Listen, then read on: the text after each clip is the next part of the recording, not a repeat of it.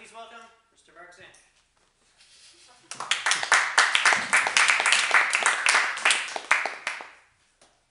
My fellow Toastmasters, I have been in Korea 5 years.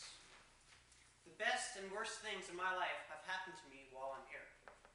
My first year was a complete disaster. I got fired from my job, and then 2 days later, my apartment burned down. Oh. That was a bad week. Regardless, I stayed in Korea an extra 3 months, without income and a place to stay. I found a way to make it possible. What helped? Having friends. As my time in Korea came to an end, I asked them, what should I do my last day? A Korean associate, he had an idea. He said, let's go to a nightclub. Nightclub. I love dancing. I'll try it once. Maybe I'll like it. So I went to the nightclub, danced away, better than I'm doing now. Some of it's a bit of a blur because there was alcohol involved. Lots of people, I'm doing this, I'm doing that. At around 2:30 in the morning, I was getting bored. I thought, I don't want to be here anymore. I need to go home, pack my stuff, and leave. I need to be in Canada in 18 hours.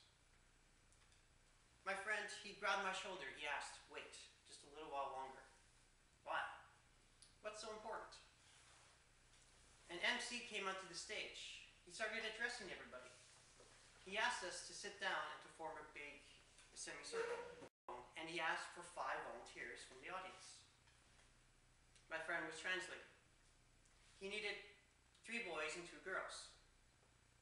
He's scanning the audience, telling that they're going to have a dancing competition. His eyes look to the left, and suddenly, he spots me. I thought, oh, I can't hide. I stood out.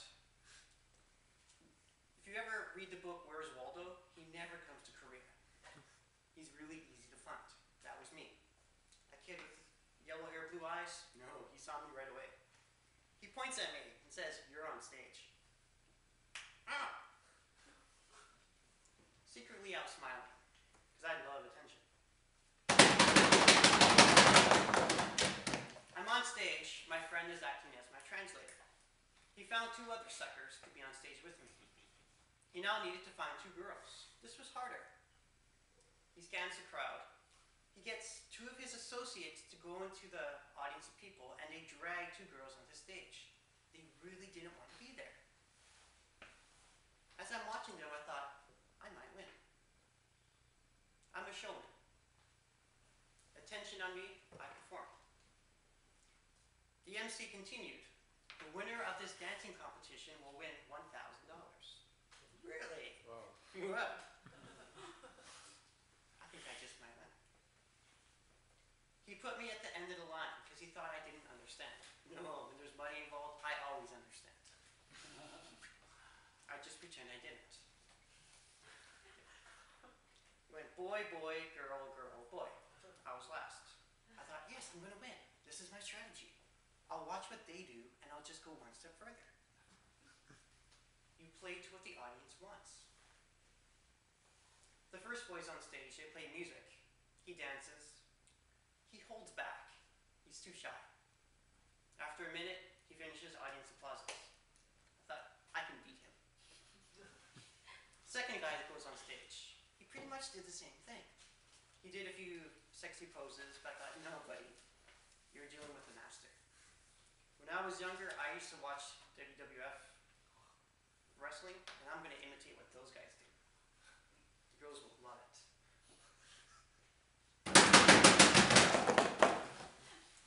Now it's a girl's turn. My eyes glanced at them. I thought, nah, she's not going to do anything. She doesn't want to be here. The music starts. Something strange happens. She starts to take off her clothes. I thought, it's not that I can't beat that, I just prefer not to.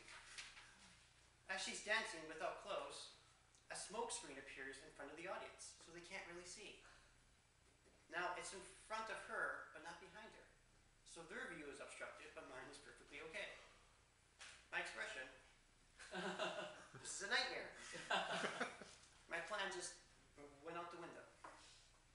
So she dances, and she got a big uproar. The audience loved it. She finishes, and I have to think, what can I do? How can I beat this? The next girl goes up to dance. I'm watching her, and I thought, no, she's going to do the same thing. She did. Music starts, she takes off all her clothes, she dances naked. I'm standing there, oh, how badly do I want this money? There's a smoke screen, audience can't really see what's going on. She gets one guy up on stage, and she starts dancing on top of him. He doesn't want to be there. He's like, no, I don't want to be here. I thought, I'll switch sides with you in a second. She finishes. These two bodyguards emerge on stage with a trench coat, wrap it around her, and they take her off. Oh, that was planned. They knew this would happen. The MC comes up on stage. Now, it's time for the Wiguksaram. What does he have? I go on stage. Now, I can't actually show you what I did, because that would be inappropriate. I unearthed all the wrestling poses I knew that I watched on TV, from Shawn Michaels, The Rock, Kurt Angle. I did a cartwheel. My shirt may or may not have come off. Maybe it did, maybe it didn't. If you show me some money, then it probably did. After I finished dancing, the girls applauded for me. They didn't applaud for the other girls dancing because they didn't care. They were applauding for the boys. When they had to vote who was the best dancer, the girls won, because the guys loved it. I came in third, and I won $100. That paid for my evening. 16 hours later, I was back in Canada. My parents asked, how did your year go?